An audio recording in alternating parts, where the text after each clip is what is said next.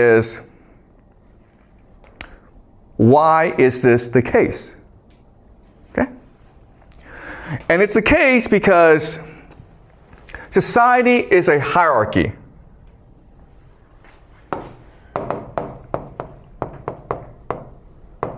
Okay? And the hierarchy is usually divided between the rich and the poor.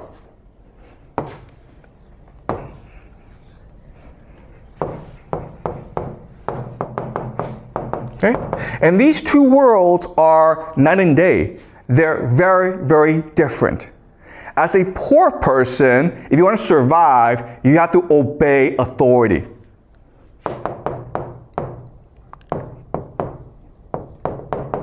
Okay? But if you're a rich person, the way that you get along with others, the way that you maximize your outcome is by negotiating with others. Okay? Negotiating.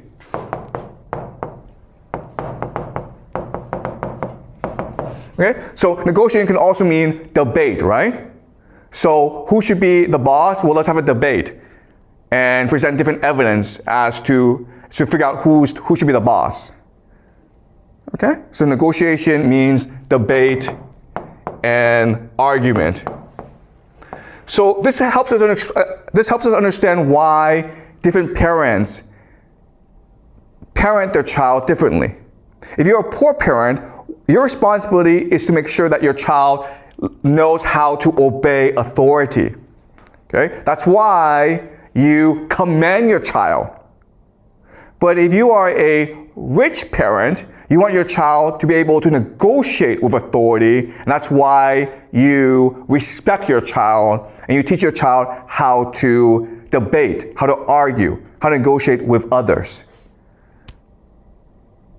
Okay? Because they live in different worlds. Another way of saying this is that from day one, rich kids know that they're playing a different game from poor kids. Okay?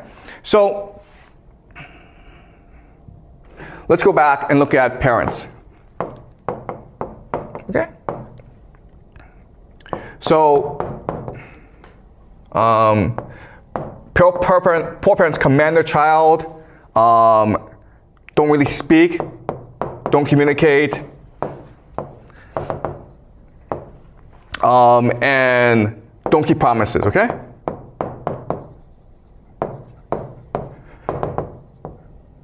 All right, so poor parents do these three things. And we know that if they do these three things, the outcome won't be so good, okay? And the reason why they do this is that they're not playing a game to improve their kids' outcome. They're playing a game to get along with other parents, okay? Okay, colleagues, family, okay, authority. Okay, so another way of saying this is this: police, boss, okay, family, okay? All right, so as a parent, you're trying to figure out how to negotiate with the police, with your boss, and with your family. So if you're a poor person, and the police knows you're a poor person, the police is going to bully you. And if you fight back, the police will probably put you in jail. Okay? So it's very important that you accept authority, you don't challenge authority, because if you do, you're probably getting into trouble. Your boss, right? If you're a poor person, your boss will just command you about. And so it's very important that your child knows how to take orders. Rather than ask questions, rather than debate, your child must learn how to just follow orders, or at least keep his mouth shut, okay? And then family is about maintaining good relations with those who can most support you. And that often means the same values. Okay? So if your family members or your friends, if they are parenting their child in this manner, you're also going to copy them, okay? Imitation. All right? And for a poor person, this is the optimal strategy of how to parent.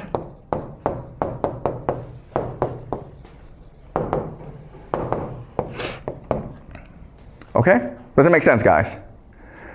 Because if you do it another way, okay?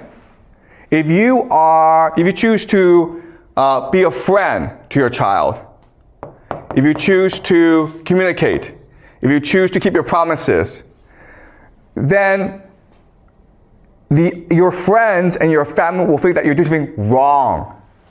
You understand? They won't think, oh my God, you are an enlightened parent who's read a lot of parenting books and great for you. They're going to think there's something wrong with you. Okay? So let me give you an example of this. So, my wife and I have 3 kids, okay? My parenting style. So my wife and I have 3 kids. And this is how we parent our kid, okay? First of all, we give our child a lot of freedom.